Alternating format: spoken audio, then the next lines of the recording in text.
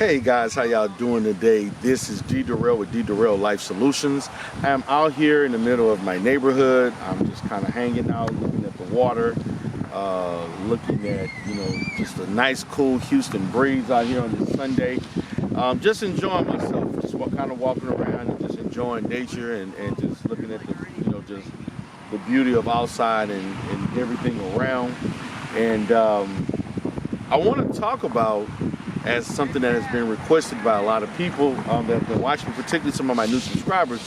They want me to talk about how do you manage or how do you deal with a family member or friend or someone close to you who has a mental illness.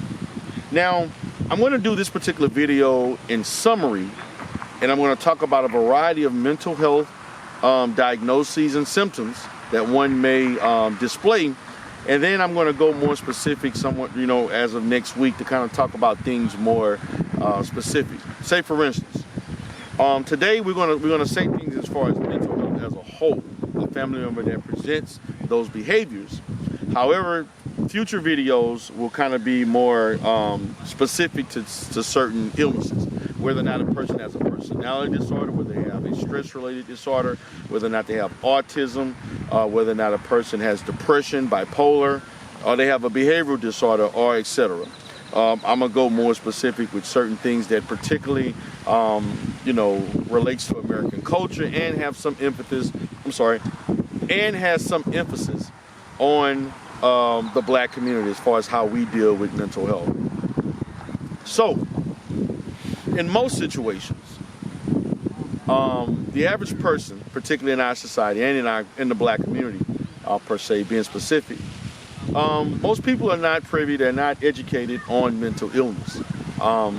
Most people have a very flawed and negative sense of mental illness in American culture as a whole, and particularly in the Black community, mainly because of misinformation and the fact that mental health in itself runs against certain cultural norms that one may have, particularly religion and other personal values, and also the fact that a lot of media, television, particularly things of that sort, they give a very negative slant as it involves mental health as a whole. So what we want to do, first of all, in dealing with a person that you are close to, related to, friend, is that you have to purge yourself of a lot of these fallacies about mental health, about mental illness. Okay? That's first and foremost. Understand that this is a person first, not a person who happens to have a mental illness first. The mental illness is not what makes that person. It's the person that makes the person. It just so happens that they have a disability that affects how they operate. So I think initially, in your approach to anything you're attempting to do to help and to allow a person to function in your environment, whether spending time with them, helping them through basic things that they can't do due to their mental illness, look at them as a person first. I like to say first and foremost, look at them as a person first, not as a person who has a mental illness. This is a person, they have feelings. Mental illness does not take away a person's ability to have feelings, a person's ability to think, a person's ability to interpret things, and to understand whether they're being mistreated or being treated appropriately. People can, even with a certain mental illness to a certain extent, they can still understand their environment socially, depending on the illness. So my approach to any and everybody is to be person-centered or client-centered, to put yourself in that person's shoes as it involves them dealing and coping with their mental illness. I know that is not easy to do, but I think that a lot of the issues that family members and friends have with someone that they know or involved with or that's in their social group is that they don't treat them appropriately. They focus so much on the dysfunctional behavior. You're not focused on the person who has to live with this behavior. The person that has to, that their whole life has changed because of the onset of a mental defect that has affected the rest of their life. So I am going to encourage each and every one of you that are listening that is struggling with interacting with a person with a mental illness is to first educate yourself on that particular mental illness. Okay? Find out what their diagnosis is. And if they don't have a diagnosis or they've never seen professional help, well, do the due diligence in getting them the help that they need so that they can be diagnosed and particularly go into whatever psychopharmacology treatment that they entitled to, and also therapy that they will have to undergo to help them function. And I will encourage folks to be a part of that with them, work in conjunction with them, go to appointments with them, help them communicate with their doctor or whatever mental health professional that is providing services for them. First and foremost, in that process, once that mental illness is established, if you don't educate yourself on that illness, educate yourself on the symptomology of that specific illness. Do not listen to second, third, fourth parties who are not trained mental health providers. Matter of fact, I would caution you to listen to social media influencers who are not necessarily licensed professionals. And I'm going to emphasize licensed professionals because there are some people who may, in many senses, have unlicensed or educated, have psychology degrees, counseling degrees, or other psychology, master's degrees in psychology, and so forth that are not licensed. I even would caution you to that extent. I would encourage you to seek the information online from someone that is a licensed clinician, whether they have a PhD as a psychologist, a psychiatrist, social worker, therapist like as myself. The next thing that I would propose is that your communication, as you have learned what this illness is, you communicate with that person to be mindful of the symptoms that they display. In other words, understand the telltale signs of what triggers a person if they're depressed to have negative thoughts. Understand what's triggering them that causes them not to eat, not to want to sleep, isolate themselves from someone. Do not engage in rhetoric that tells them words like, all we can do is pray for you. That's not going to work to help them with depression. That's you showing religious support, but that doesn't help them. What I'm stating is, if a person is depressed, we don't want to push them to go beyond what their symptomology allows them, their functional level allows them to. Be mindful of the things that they say. Don't try to pressure them into things that they're incapable of doing at the moment that they're being depressed, or if they're anxious, or they have psychosis. If a person is telling you that they're down, they're not feeling good, or they feel uneasy in an environment, don't push them to go into an environment that intensifies their mental health symptoms. In so many situations, family and friends want the person to function at the level that they are functioning at. They want them to go and do the things that they used to do in the past. They were accustomed to doing in the past. They want them to be able to be in environments, particularly if it's at a family gathering. Let's say this person has some level of anxiety or phobia around people, social phobia or social anxiety. Why force them to be in an environment around people that will trigger the anxiety? You preventing that comes from your education of that particular illness, and know if that person is saying they're uneasy, please believe them. Okay? Now, in a therapeutic process, we can undergo behavioral shaping or behavioral interventions that can slowly integrate them into a family over time. But I'm encouraging you all to not push people to go beyond what they're capable of doing. Okay? The next thing, understand a person's body language, not just on what they're saying, but understand their body language. Understand if their posture is sluggish. Understand that they're walking slow. Understand if they're talking, their speech is a bit soft or irrational. Listen to that person. It's not always about what a person says, but also listen to the things that they don't say. Okay? if that particular person with a mental illness is an adult, please don't talk to them and treat them like a kid. Treat that person with the respect as an adult as you would any other person that's an adult that you encounter in your life.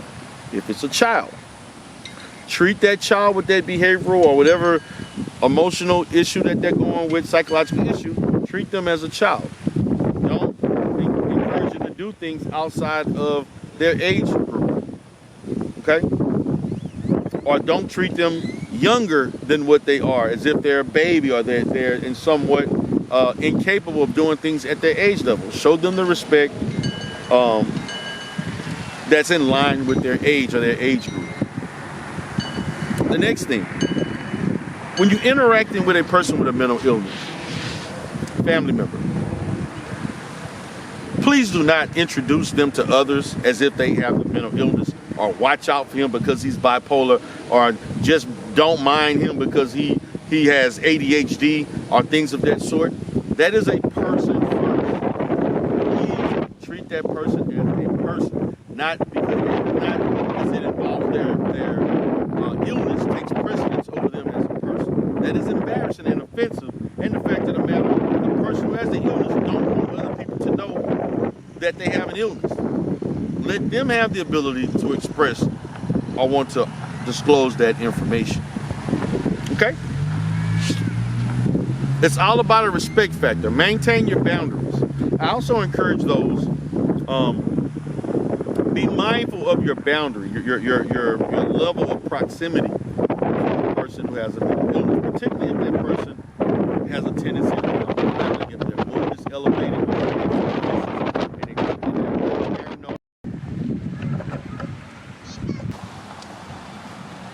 So guys, once again, as I was saying, when we're dealing with family members, particularly children or kids, particularly with being in close proximity, you just want to be careful, particularly those that have violent tendencies or aggressive, that you maintain a distance to protect yourself and to prevent them from harming somebody else. Okay, so you just want to be mindful of that, and that goes for kids and adults. That can be whether they're kicking, punching, scratching, even spitting, things of that sort. You want to maintain a distance.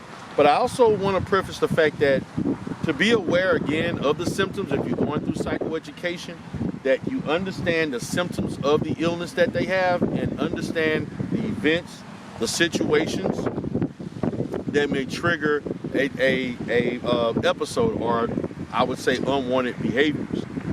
The next thing I like to talk about, and I'm going to briefly talk about that, is that medication management, monitoring of medication. Again, I think that it would be appropriate for those family members that are highly engaged and interact with their loved one or friend, that you sometimes go to those appointments, sit in on some of those doctor's appointments, ask questions, make the, be free to express to the to the psychiatrist, express to the psychiatrist things that you are observing with that person, if the medications are working, side effects.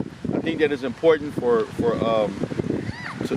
better treatment, that the psychiatrist knows as much information as far as the effectiveness of the medication, and if it causes or poses any problems, and that could be a tendency to create new prescriptions, additional prescriptions, or adjust the dosage. So I just want everybody to be mindful of that, particularly when those, it would be okay to interact and engage with the mental health professionals that are providing the services. Having family members there is only a bonus, it doesn't hurt. Lastly, I also would encourage those, particularly if that mental health, your family member that has a mental health issue, if they are seeking psychotherapy, whether it's group, individual, or even if you participate, it could be family sessions, that you engage in, particularly with their consent, getting verbal or written consent, that you ask questions about their treatment, the type of treatment that they're receiving, and also participate in therapy with them, participate in family therapy, whether it's group or family. You have the, particularly if the therapist feel that as a medical necessity, or the client feels that they would like to have a one-on-one interaction with you or with other family members, I would encourage family members to participate, whether it's once a month or every so often, to engage in therapy with the client, to understand what they're going through, to have the therapist's input. So pretty much in summary, I talked about psychoeducation, number one. I also talked about, first and foremost, before psychoeducation, to treat a person like a person. Okay? Treat them in the context of their age range and their capabilities. The third thing I talked about, as far as your interaction and communication, verbal, nonverbal communication, interpreting social situations, identifying telltale signs, triggers of their behavior. Next thing I talked about was maintaining your proximity to that person, understanding if that person is violent, or even if they're nonviolent, you still want to maintain a certain level of respect for them. Also, I talked about their medication treatment, being involved in their medication treatment. And lastly, you're being involved in psychotherapy if it's a medical necessity, or if the client would like to have those sessions with you. In most situations, from my own clinical perspective, many of my clients, they usually would like to engage in some level of therapy with a family member, usually a mother, father, more of their immediate family, or family that they're living with. Okay? So guys, I hope that you all found this video very helpful. Again, if you have any questions, please leave comments in the comment section.